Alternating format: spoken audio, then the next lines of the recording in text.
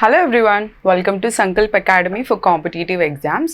Previous video lo manamu FBO related notification and syllabus related discussion chesam kada, and thank you so much for the wonderful response. Okay, so chaala manchi response icharu and there are so many queries and elanti queries unna kuda meer mammalni chaala better ga approach avutunnaru. Thank you so much. So dantlo aa video lo nenu last lo cheppanu kada enti manaki FBO notification lo 1/3 negative marking ఉంది అని చెప్పేసి మనం చూసాం, right? So దానికోసం ఏంటి, మనం self analysis చేసుకోవాలి అంటే క్వశ్చన్స్ ప్రాక్టీస్ అనేది important.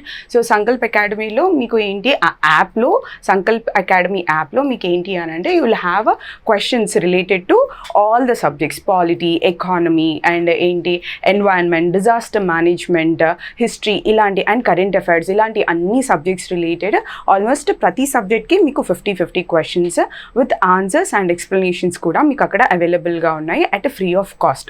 So you can directly access them from the app and అలాగే మీరు వాటిని ప్రాక్టీస్ కూడా చేయొచ్చు.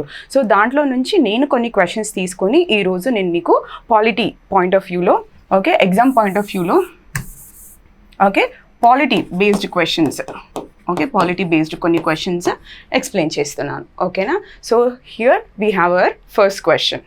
ఓకే, సో ఫస్ట్ క్వశ్చన్ వచ్చేసి which of the following features of the Indian Constitution were borrowed from the Government of India Act 1935? So Indian కాన్స్టిట్యూషన్లోకి మనం 1935 act నుంచి ఏ ఆస్పెక్ట్స్ని మనము బారో చేసుకున్నాము అనేది మన ఫస్ట్ క్వశ్చన్ అనమాట. ఓకే, సో ఇక్కడ ఆప్షన్స్ వచ్చేసి ఏంటి, federal scheme, office of governor, judiciary system, public service commission. ఓకేనా? సో బేసిక్గా మనకేంటి అని అంటే ఈ 1935 యాక్ట్ అనేది ఏంటి అంటే మన ఇండియన్ కాన్స్టిట్యూషన్కి ఒక స్కెలిటన్ ఫామ్ని ఇచ్చిందనమాట. అంటే మ్యాక్సిమం ఆస్పెక్ట్స్ని కూడా మనం ఏంటి అని అంటే ఈ 1935 యాక్ట్ నుంచి డిరైవ్ చేసుకున్నాము, లేదంటే బారో చేసుకున్నాము. తో వి బారోడ్, ఇప్పుడు మనం ఏంటి యుఎస్ఏ కాన్స్టిట్యూషన్ నుంచి అండ్ అలాగే Russian constitution, German, south Africa, Japan ఇలా మల్టిపుల్ కాన్స్టిట్యూషన్స్ నుంచి మనం బారో చేసుకున్నప్పటికీ మన కాన్స్టిట్యూషన్కి ఒక బేసిక్ స్ట్రక్చర్ రిలేటెడ్ ఆస్పెక్ట్స్ అన్నీ కూడా మనము 1935 యాక్ట్ నుంచి బారో చేసుకున్నాం అనమాట. ఓకేనా? సో ఇక్కడ మనం చూస్తున్న ఈ ఆప్షన్స్ ఏవైతే ఉన్నాయో అన్నీ కూడా ఫెడరల్ స్కీమ్ కానీ, office of governor, judiciary system and public service commission ఇవన్నీ కూడా మనకి 1935 యాక్ట్ నుంచి తీసుకొని మనము మన ఇండియన్ కాన్స్టిట్యూషన్లోకి బారో చేసుకున్నాం అనమాట. So the answer for this will be 1, 2, 3 and 4. ఓకేనా? సో ఫెడరల్ స్కీమ్, బేసికల్గా ఫెడరల్ స్కీమ్ అంటే ఏంటి, సెంట్రల్ అండ్ స్టేట్ గవర్నమెంట్స్ మన ఇండియాని రూల్ చేస్తూ ఉంటాయి, రైట్? ఆ రెండింటి మధ్యన ఒక ప్రాపర్ కోఆర్డినేషన్ కోసం మనం ఇంట్రడ్యూస్ చేసిన మెకానిజం పేరే ఏంటి అని అంటే ఫెడరల్ సిస్టమ్. సో దానికి బేసిక్ మనం ఎక్కడి నుంచి తీసుకున్నాం, 1935 యాక్ట్ నుంచి తీసుకున్నాం. ఈ ఫెడరల్ సిస్టమ్ అనే దాన్ని మనం ఏంటి అని అంటే, ఓకే, మనం ఇండియన్ కాన్స్టిట్యూషన్లో సెవెంత్ స్కెడ్యూల్లో చూస్తాం, ఓకేనా? 7th స్కెడ్యూల్లో అండ్ అలాగే ఆర్టికల్ 246లో మనకి ఆర్టికల్ 246, ఓకే, ఆర్టికల్ 246లో మనకి కనిపిస్తుంది అనమాట. సో ఈ ఆర్టికల్ 246లో మనకి ఏం కనిపిస్తుంది, okay, central list, okay, this is also called union list, okay, central list, state list and concurrent list ఇవి కనిపిస్తాయి అన్నమాట. సో ఈ లిస్ట్లో ఉన్న ఆస్పెక్ట్స్ని మాత్రమే ఆ పలానా అంటే ఫర్ ఎగ్జాంపుల్ యూనియన్ లిస్ట్లో ఏంటి అని అంటే మనకి 100 ఐటమ్స్ ఉంటాయి, okay, 100 items. Okay, when it comes to state no we have 51 items, okay, so we have around 52 items, okay, and కాంకరెంట్కి వచ్చేసరికి వీ హ్యావ్ 62 ఐటమ్స్. ఓకేనా? So central list, state list and concurrent list అని 3 లిస్టులు ఉంటాయి. So ఆ లిస్టుల ప్రకారంగా దాంట్లో ఉన్న ఆస్పెక్ట్స్ని మన గవర్నమెంట్స్ దాని బేస్డ్గా డెసిషన్స్ తీసుకుంటారనమాట. ఓకేనా? So for example defence related కానీ, నేషనల్ సెక్యూరిటీ రిలేటెడ్ ఇలాంటివి ఏమైనా ఉంటే central government will take care, ఓకేనా? అండ్ అలాగే హెల్త్ రిలేటెడ్ కానీ, పోలీసింగ్ రిలేటెడ్ కానీ, ఎడ్యుకేషన్ రిలేటెడ్ కొన్ని ఆస్పెక్ట్స్ కానీ అవన్నీ కూడా మనకి ఏంటి అంటే స్టేట్ లిస్ట్లో వస్తాయి అన్నమాట. Okay, and when it comes to concurrent so education in specific and అలాగే ఏంటి ఎన్వైర్న్మెంట్ ఇలాంటి ఆస్పెక్ట్స్ అన్నీ కూడా మనకి కాంకరెంట్ లిస్ట్లో వస్తాయన్నమాట. ఓకేనా. So that is nothing but federal scheme. Okay. Next office of governor. Office of governor ఏంటి, మనకి ఇప్పుడు మన స్టేట్ ఎగ్జిక్యూటివ్కి హెడ్ ఎవరు ఉంటారు బేసికల్గా, అంటే కాన్స్టిట్యూషనల్ హెడ్ ఎవరు ఉంటారు అని అంటే గవర్నర్. ఈ విధానాన్ని కూడా మనము 1935 యాక్ట్ నుంచే మనము డిరైవ్ చేసుకున్నాం అనమాట. ఓకేనా, ఫైన్. సో మనకి ఈరోజు మన ఇండియన్ కాన్స్టిట్యూషన్లో ఎక్కడెక్కడ మెన్షన్ చేసి ఉన్నారు ఆఫీస్ ఆఫ్ గవర్నర్ని అంటే, so article 153 to article 162 of the Indian కాన్స్టిట్యూషన్లో మనకి ఏంటి అని అంటే ఆఫీస్ ఆఫ్ గవర్నర్ని మనకి మెన్షన్ చేశారు. Article 153 to 162. ఓకేనా, ఫైన్. సో ఇలా ఆఫీస్ ఆఫ్ గవర్నర్ మనకి ఇండియన్ కాన్స్టిట్యూషన్లోకి వచ్చింది. Next judiciary system. Judiciary system ఏంటి అని అంటే ఇండియాలో ప్రజెంట్గా మనకి high court, supreme court, district courts అని ఇలా ఒక జ్యుడిషియరీ సిస్టమ్ ఉంది కదా. ఆ జ్యుడిషియరీ సిస్టమ్ని ఎక్కడి నుంచి డిరైవ్ చేసుకున్నాము అంటే ఫ్రమ్ 1935 యాక్ట్ నుంచి డిరైవ్ చేసుకున్నాం అనమాట. బట్ ఇంకొక పాయింట్ గుర్తుపెట్టుకోవాల్సింది ఏంటి అని అంటే, okay,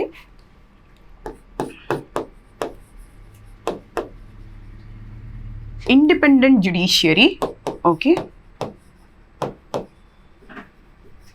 and okay, judicial review.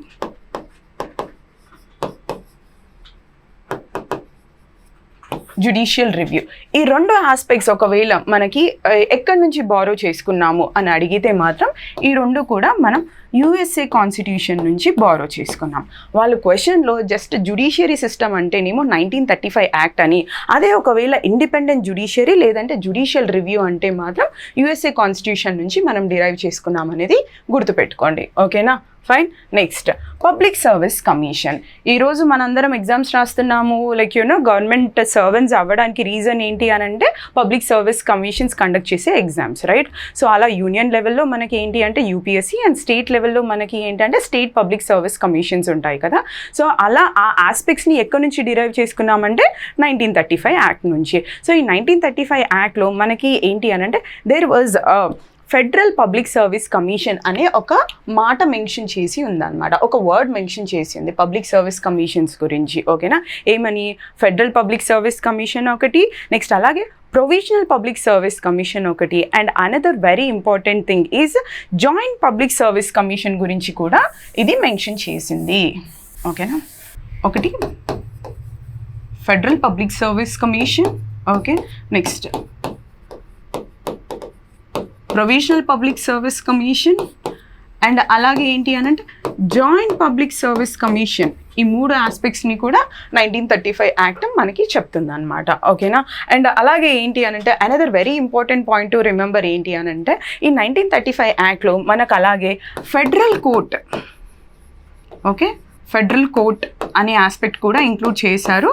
ఓకేనా, అండ్ అలాగే ఏంటి అని అంటే ఆర్బీఐ రిలేటెడ్, ఓకే, ఇండియాలో ఓకే ఒక రిజర్వ్ బ్యాంక్ ఉండాలి, ఒక సెంట్రల్ బ్యాంక్ ఉండాలి అనే ఆస్పెక్ట్ని కూడా ఈ 1935 యాక్ట్ మనకి చెప్తుంది అనమాట. So basically this will form the basic structure. Okay, so కాన్స్టిట్యూషన్కి ఒక అడ్మినిస్ట్రేటివ్ స్ట్రక్చర్ని ఇచ్చిన ఒక సోర్స్ ఏంటి అంటే 1935 యాక్ట్.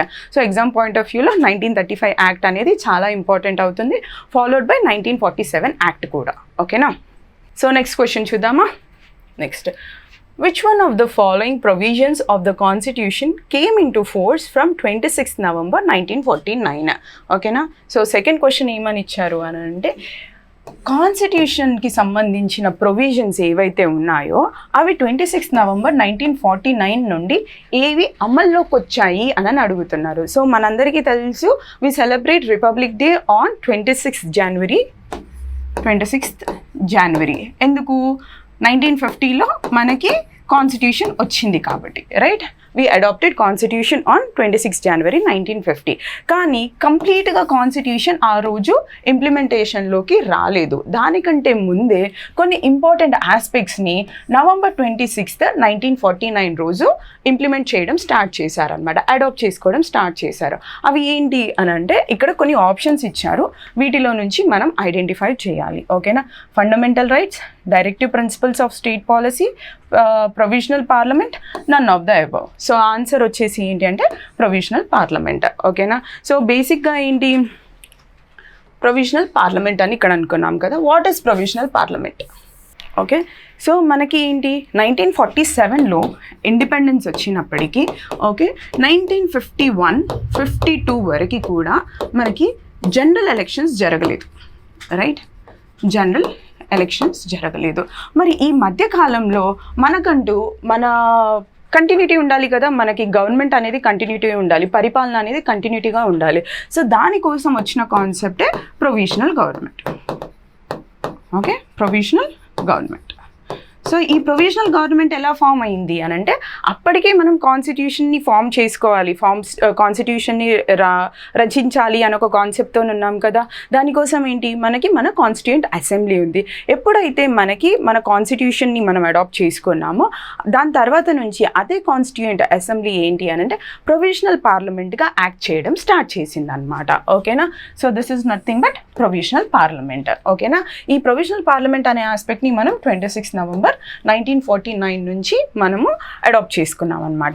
ఈ ప్రొవిజనల్ పార్లమెంట్తో పాటు ఇంకా కొన్ని ఆస్పెక్ట్స్ని కూడా మనం 26 నవంబర్ 1949 రోజు అడాప్ట్ చేసుకున్నాము. అవేంటి అనంటే ఒకటి citizenship. Okay, citizenship. Okay, next ఇంకొకటి ఎలక్షన్స్. ఓకేనా. ఇంకొకటి ఏంటి ప్రొవిజనల్ పార్లమెంట్, అండ్ ఇంకొకటి ఏంటి అంటే temporary provisions, temporary or transitional provisions ఉంటాయన్నమాట. Okay, transitional provisions. Okay, transitional provisions. వీటన్నిటిని కూడా మనం ఏంటి అని అంటే 26 నవంబర్ 1949 రోజు అడాప్ట్ చేసుకున్నాము. మరి మిగతావన్నీ డైరెక్టివ్ ప్రిన్సిపల్స్ కానీ, ఫండమెంటల్ రైట్స్ కానీ, లేకపోతే ఏంటి ఈవెన్ ఎమర్జెన్సీ ప్రొవిజన్స్ కానీ, ఇవన్నీ కూడా ఏంటి అని అంటే మనము 26 జనవరి 1950 రోజు మనం అడాప్ట్ చేసుకున్నాం.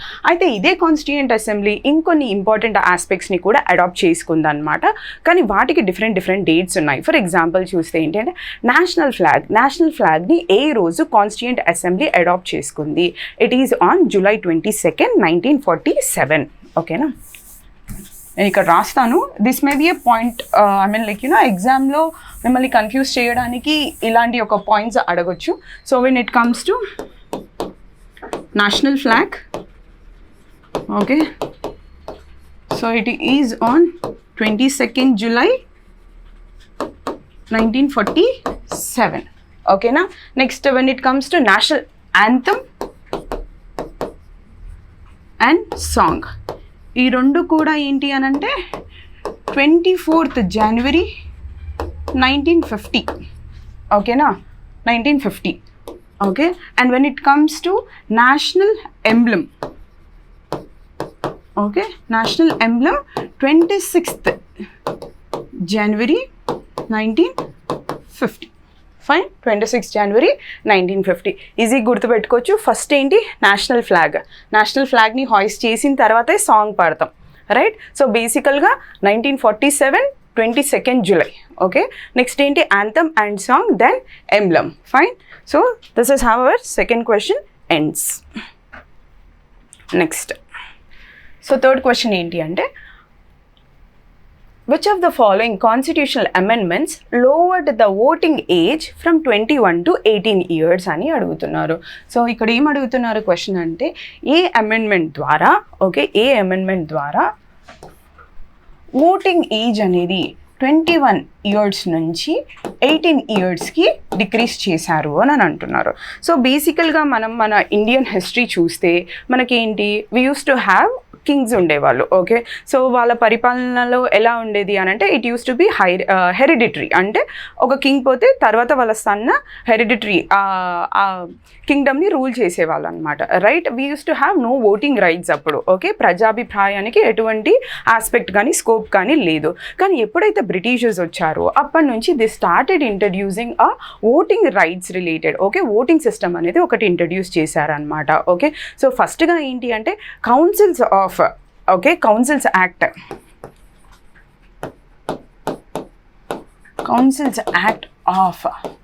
1892లో ఫస్ట్ ఏంటి అని అంటే లిమిటెడ్ ఎలక్షన్ అనే ఒక కాన్సెప్ట్ని తీసుకొని వచ్చారు. ఓకేనా. Fine. First councils act of 1892లో.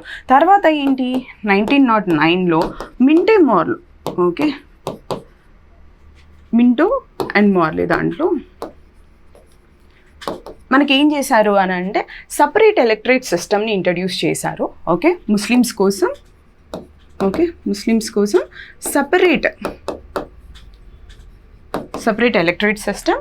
And అలాగే ఏంటి అని అంటే okay they started introducing indirect election సిస్టమ్ని కూడా ఇండియాలో ఇంట్రడ్యూస్ చేశారు. ఫైన్. ఓకే, నెక్స్ట్ 1919లో okay which is also called Montagu Chelmsford దాంట్లో ఏంటి అని అంటే they started introducing direct election system. గుర్తుపెట్టుకోండి, ఓకేనా. సో డైరెక్ట్ ఎలక్షన్ని ఇండియాలో ఏ యాక్ట్ ద్వారా ఇంట్రడ్యూస్ చేశారు అని అంటే త్రూ 1919 యాక్ట్ ద్వారా. ఫైన్. ఓకే, అండ్ దాని తర్వాత ఏంటి అని అంటే మెల్లమెల్లగా 1935 యాక్ట్కి వచ్చేసరికి ఏంటి అని అంటే ఈ స్కోప్ని ఇంకా పెంచి ఏంటి అని అంటే అప్పటి వరకు కేవలం 3% ఆఫ్ పాపులేషన్కి మాత్రమే ఓటింగ్ రైట్ ఉంటే 1935 యాక్ట్ ద్వారా ఏం చేశారు అంటే 14% ఆఫ్ ఇండియన్ పాపులేషన్ని ఓకే ఓట్స్ పరిధిలోకి తీసుకొని వచ్చారనమాట. కానీ ఎప్పుడైతే మనకి ఇండిపెండెన్స్ వచ్చిందో అప్పటి నుంచి ఏం చేశారు అని అంటే 21 ఇయర్స్ ఎవరికైతే నిండుతాయో ఓకేనా, ఎవరైతే 21 ఇయర్స్ ఉంటారో వాళ్ళందరికీ కూడా universal adult franchise that is nothing but voting రైట్ని ఇచ్చారనమాట. కానీ మనకి ఏంటి అని అంటే through 61st amendment through 61st amendment act of 1988 ద్వారా ఓకేనా ఈ ఏజ్ని 21 నుంచి 18కి డిక్రీజ్ చేశారు. ఫైన్. సో ఈ విధంగా ఏంటి అని అంటే మనకి ఇది 61st అమెండ్మెంట్ అనేది గుర్తుపెట్టుకోవాలి. ఓకే, సో ఇది 61st అమెండ్మెంట్. మరి ఫస్ట్ అమెండ్మెంట్ ఏంటి? ఫస్ట్ అమెండ్మెంట్ అనేది ఫస్ట్ అమెండ్మెంట్ మనకి 1952లో ఓకేనా to add ninth schedule. Okay, 9th schedule-ని ఇండియన్ కాన్స్టిట్యూషన్లో యాడ్ చేయడానికి అని చెప్పేసి మనకి ఫస్ట్ టైం 1951లో ఓకే 1951లో మనకి ఫస్ట్ అమెండ్మెంట్ తీసుకొని వచ్చారనమాట. దీంట్లో ఏం ఇంట్రడ్యూస్ చేశారంటే ఏవైతే ల్యాండ్ రిఫార్మ్స్ తీసుకొని వచ్చారో అవన్నింటినీ కూడా జ్యుడిషియల్ రివ్యూ పరిధి నుంచి తప్పించడం కోసం అని చెప్పేసి ఈ 9th schedule-ని ఇంట్రడ్యూస్ చేశారు. అలా అప్పుడు 1951లో స్టార్ట్ అయిన అమెండ్మెంట్స్ ఓకే రీసెంట్గా 106th అమెండ్మెంట్ వరకు కంటిన్యూ అయ్యాయి అనమాట. So this 106th amendment is related with the reservation for women. Okay, 1/3 reservation for women in Lok Sabha and legislative assemblies. ఓకేనా. సో ఇలా మనకి ఏంటి అని అంటే మోస్ట్ రీసెంట్ ఏవైతే అమెండ్మెంట్స్ ఉంటాయి అంటే 99 to 106 అమెండ్మెంట్స్ ఉంటాయి కదా, ఇవన్నీ కూడా మీకు లైన్గా గుర్తుండాలి. ఓకేనా. 99 అనగానే ఎన్జేఏసీ అని చెప్పేసి, 100 అనగానే బంగ్లాదేశ్ రిలేటెడ్ టెరిటరీస్ రిలేటెడ్ అని, 101 అనగానే మనకి జిఎస్టీ అని, 102 అని అంటే బ్యాక్వర్డ్ క్లాసెస్ రిలేటెడ్ కమిషన్కి కాన్స్టిట్యూషనల్ స్టేటస్ అని, 103 అని అంటే ఈడబ్ల్యూఎస్ రిలేటెడ్ అని చెప్పి, అండ్ 104 అనగానే మనకి ఏంటి అని అంటే ఎస్సీ ఎస్టీస్ అండ్ లోక్సభలో వాళ్ళకి సీట్స్ని ఎక్స్టెండ్ చేయడము అండ్ ఆంగ్లో ఇండియన్స్కి ఆ సీట్స్ని క్యాన్సిల్ చేయడము. And when it comes to 105 స్టేట్స్కి ఏంటి అని అంటే socially and educationally backward communities related ఎవరైతే ఉంటారో వాళ్ళని తిరిగి గుర్తించడానికి స్టేట్స్కి పవర్ ఇవ్వడము. And 106 is nothing but 1/3 reservation for women in Lok Sabha and legislative assemblies. So రీసెంట్గా వచ్చిన అమెండ్మెంట్స్ అన్నీ ఓకే 99 to 106 అన్నీ కూడా మీకు గుర్తు ఉండాలి. ఓకేనా. సో అందుకని ఈ క్వశ్చన్ తీసుకున్నాను. ఓకే, నెక్స్ట్ ఇంపార్టెంట్ క్వశ్చన్ చూద్దాం. Which of the following are constitutional post? ఓకేనా, కింది వాటిలో ఏవి కాన్స్టిట్యూషనల్ పోస్ట్లు అని అడుగుతున్నారు. సో ఇక్కడ ఏంటి options? Chief election commissioner, national security adviser, finance commission chairman, solicitor general of India. ఓకేనా, ఈ ఆప్షన్స్లో ఏది కాన్స్టిట్యూషనల్ పోస్ట్ అని అడుగుతున్నారు. అసలు కాన్స్టిట్యూషనల్ పోస్ట్ అంటే ఏంటి? బేసికల్గా మనకి కాన్స్టిట్యూషన్లో we have certain articles and provisions. So constitution ఏవైనా ఆర్టికల్స్ ద్వారా ఎవరినైనా లైక్ ఒక పోస్ట్కి అపాయింట్ చేస్తే ఆ పలానా పోస్ట్ని ఏమంటారు, కాన్స్టిట్యూషనల్ పోస్ట్ అంటారు అనమాట. ఇప్పుడు మనం ప్రెసిడెంట్ చూస్తాము. Okay, he'll be appointed like there shall be a president to India అని చెప్పేసి మనకు ఆర్టికల్ 52లో ఆల్రెడీ మెన్షన్ అయి ఉంటుంది. That means like post of president is nothing but constitutional post. ఓకేనా. సో అలా ఇక్కడ ఉన్న ఆప్షన్స్లలో ఏది కాన్స్టిట్యూషనల్ పోస్ట్ అని అంటే, ఒకటి election commissioner is a constitutional post. Okay, and alage finance commission chairman అనేవి constitutional post అన్నమాట. Then what about national security advisor and solicitor general of India? ఈ రెండు కూడా కాన్స్టిట్యూషనల్ పోస్టులు కావు అనమాట. ఓకేనా. సో ఒక్కొక్క దాని గురించి కొంచెం క్లియర్గా చూద్దాం. ఓకేనా. సో చీఫ్ ఎలక్షన్ కమిషనర్ ఎవరైతే ఉన్నారో, ఓకేనా, మనకి పార్ట్ 15 ఆఫ్ ఇండియన్ కాన్స్టిట్యూషన్లో మనకి ఏంటి అంటే ఎలక్షన్ కమిషన్ గురించి మెన్షన్ చేసి ఉంటుందన్నమాట. So there shall conduct elections అనేది ఒక ఈ ఆస్పెక్ట్లో మనకి పార్ట్ 15లో ఉంటుందన్నమాట. So article 324 to 329. Okay. So 329లో మనకి ఏంటి అనంటే ఎలక్షన్ కమిషన్ గురించి ఉంటుంది. అండ్ అక్కడ మనకి ఏంటి అనంటే చీఫ్ ఎలక్షన్ కమిషనర్ ఉంటారు, అండ్ అలాగే ఇద్దరు ఎలక్షన్ కమిషనర్స్ ఉంటారు, and they will be appointed by the president అనే విషయం మనకి ఇక్కడ తెలుస్తుంది అనమాట. ఓకేనా. అండ్ ఈ ఎలక్షన్ కమిషన్ ఏంటి, it will conduct elections to the Lok Sabha, Rajya Sabha, president, vice president and అలాగే స్టేట్ లెజిస్లేటివ్ అసెంబ్లీస్ అన్నింటికి కూడా ఈ చీఫ్ ఎలక్షన్ కమిషనర్ ఆధ్వర్యంలోనే ఎలక్షన్స్ కండక్ట్ చేయబడతాయి అన్నమాట. ఓకేనా, ఫైన్. నెక్స్ట్, సో ప్రజెంట్గా మన చీఫ్ ఎలక్షన్ కమిషనర్ ఎవరు? Okay, comment it in the comment section. Okay, ప్రజెంట్గా చీఫ్ ఎలక్షన్ కమిషనర్ ఎవరు అనేది కమెంట్ చేయండి. Next, national security adviser. Okay, so మనకేంటి అంటే నేషనల్ సెక్యూరిటీ కౌన్సిల్ అనేది ఒకటి స్టార్ట్ చేశారు. ఓకేనా. ఓకే, అటల్ బిహారీ వాజ్పేయి ప్రైమ్ మినిస్టర్గా ఉన్నప్పుడు నేషనల్ సెక్యూరిటీ కౌన్సిల్ అనేది ఒకటి స్టార్ట్ చేశారనమాట. సో ప్రజెంట్గా దీనికి చైర్పర్సన్ ఎవరు ఉంటారు అంటే ప్రైమ్ మినిస్టర్ ఉంటారు, అండ్ దాంట్లో ఉండే మెంబర్స్ ఎవరెవరు ఉంటారంటే నేషనల్ సెక్యూరిటీ అడ్వైజర్ ఉంటారు, అడిషనల్ నేషనల్ అడ్వైజర్ ఉంటారు, అండ్ అలాగే జాయింట్ సెక్యూరిటీ అడ్వైజర్ కూడా ఉంటారు అనమాట. అండ్ అలాగే ఫినాన్స్కి సంబంధించిన మినిస్టర్, అండ్ అలాగే డిఫెన్స్, నేషనల్ సెక్యూరిటీస్కి సంబంధించి అండ్ ఎక్స్టర్నల్ అఫైర్స్, ఈ మినిస్ట్రీస్కి సంబంధించిన మినిస్టర్స్ అందరూ కూడా నేషనల్ సెక్యూరిటీ కౌన్సిల్లో మెంబర్స్గా ఉంటారనమాట. సో ప్రజెంట్గా మన నేషనల్ సెక్యూరిటీ అడ్వైజర్ ఎవరు అంటే Ajit Doval, and he is considered as the longest serving national advisory council అనమాట. ఓకేనా. Next, finance commission chairman. Okay, so ప్రజెంట్గా ఏంటి అని అంటే మన 16th ఫినాన్స్ కమిషన్ చైర్మన్ ఎవరు అంటే అరవింద్ పనగారియా. ఓకేనా. సో బేసికల్గా ఆయనని 2023లోనే అపాయింట్ చేశారు.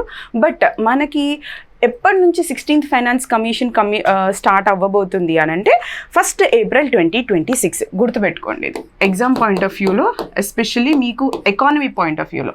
ఓకే, April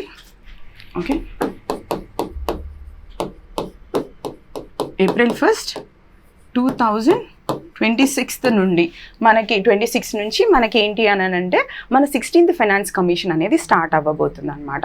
సో దీన్ని ఎలా స్టార్ట్ చేస్తారు అని అంటే ఎవ్రీ 5 yearsకి ఒకసారి ప్రెసిడెంట్ ఆఫ్ ఇండియా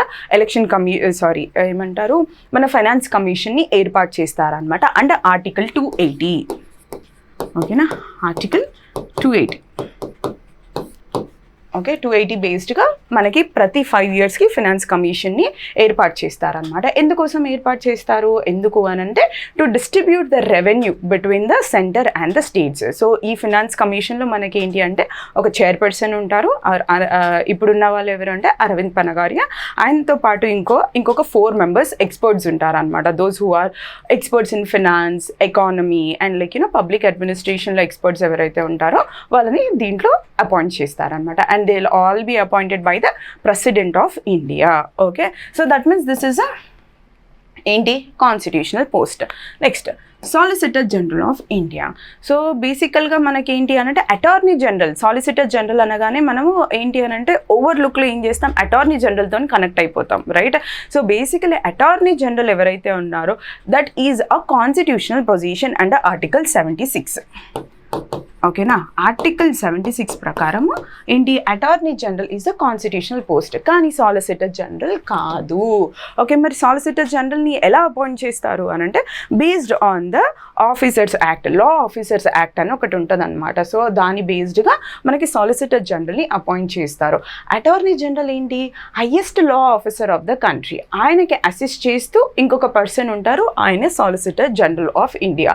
ఆయన ఎవరు అని అంటే second highest law officer of India అనమాట. ఓకేనా. సో ఈయన టర్మ్ బేసికల్గా 3 years ఉంటుంది. ఈయన ఒక యాక్ట్ ద్వారా అపాయింట్ అవుతారు కాబట్టి he is not a constitutional position based person అనమాట. సో మరి ఏంటి అంటే స్టాట్యుటరీ పోస్ట్ అవుతుంది అప్పుడు అది. ఓకేనా, ఫైన్. సో ఈ విధంగా మనం ఏంటి అనంటే ఏవి కాన్స్టిట్యూషనల్ పోస్టులు, ఏవి కాన్స్టిట్యూషనల్ పోస్టులు కావు అని తెలుసుకున్నాం. ఫైన్. నెక్స్ట్ ఇంకొక క్వశ్చన్ చూద్దాము. ఓకే, సో ఇక్కడ the Sarkaria commission was related to, okay మనకి ఇక్కడ క్వశ్చన్ చాలా సింపుల్గా ఇచ్చారు. సర్కారియా కమిషన్ ఏ కింది ఆస్పెక్ట్స్తో సంబంధం కలది అని చెప్పి. సో ఆప్షన్స్ ఏంటి, Panchayat Raj system, central state relations, electoral reforms, financial relations between union and states. So ఇక్కడ ఆస్పెక్ట్స్ ఏంటి అని అంటే ఇక్కడ ఈ 2 ఆస్పెక్ట్స్లో కొంచెం మనం కన్ఫ్యూజ్ చేయడానికి స్కోప్ ఉంది. But like you know most like you know మనం ఒకవేళ పాలిటీని at least like you know side headings అన్న చూసి ఉంటే ఏ యూనిట్స్ కింద ఉంది ఈ సర్కారియా కమిషన్ అని కొంచెం ఒకవేళ బుక్లో చూసి ఉంటే మాత్రం ఈజీగా పెట్టేస్తారు. It is centre state relations. ఓకేనా. సో బేసికల్గా ఏంటి అని అంటే 1980s ఆ టైంలో సెంటర్కి స్టేట్కి మధ్యన మంచి కోఆర్డినేషన్తో వర్క్ జరగాలన్న ఉద్దేశంతో ఒక కమిటీని ఏర్పాటు చేయాలనుకున్నారనమాట. సో ఆ కమిటీ ఏంటి, మన సర్కారియా కమిషన్ అనమాట. So Sarkaria is RS Sarkaria ఎవరైతే ఉన్నారో, okay RS Sarkaria, okay. So RS Sarkaria ఈయన ఒక retired supreme court judge. So ఈయన బేస్డ్గా 1983లో మనకేంటి సర్కారియా కమిషన్ని ఏర్పాటు చేశారనమాట. దీంట్లో ఇంకా ఇదేంటి అంటే బేసికల్గా దిస్ కమిషన్ ఈజ్ 1+2. ఓకేనా, ఒకరు సర్కారియా అయితే ఇంకొక ఇద్దరు ఎవరు అని అంటే బి శివరామన్ అండ్ ఇంకొకరు డాక్టర్ ఎస్ఆర్ సేన్. ఓకే, ఒకరు శివరామన్, ఇంకొకరు SR Sen. Fine. Okay, this is 1+2 committee. Okay, so దీని యొక్క ముఖ్య ఉద్దేశం ఏంటి అని అంటే టు మేక్ ఓకే కొన్ని స్పెసిఫిక్ రికమెండేషన్స్ ఇవ్వాలి అనమాట. ఓకే, సెంటర్కి స్టేట్కి మధ్యన ప్రాపర్ కోఆర్డినేషన్తో వర్క్ ముందుకు వెళ్ళాలి అని అంటే ఎట్లాంటి రికమెండేషన్స్ ఇచ్చింది. ఓకేనా. సో బేసికల్గా ఇది 247 ఓకే స్పెసిఫిక్ రికమెండేషన్స్ ఇచ్చింది. ఓకే, 247 స్పెసిఫిక్ రికమెండేషన్స్ ఇచ్చింది. ఈ రికమెండేషన్స్ని ఏం చేశారు అంటే 19 చాప్టర్స్గా డివైడ్ చేశారు. ఓకేనా. సో వీళ్ళు ఇచ్చిన ఫ్యూ బెస్ట్ రికమెండేషన్స్ ఏంటి అని అంటే formation of inter state council. ఓకేనా, formation of inter state council. 1,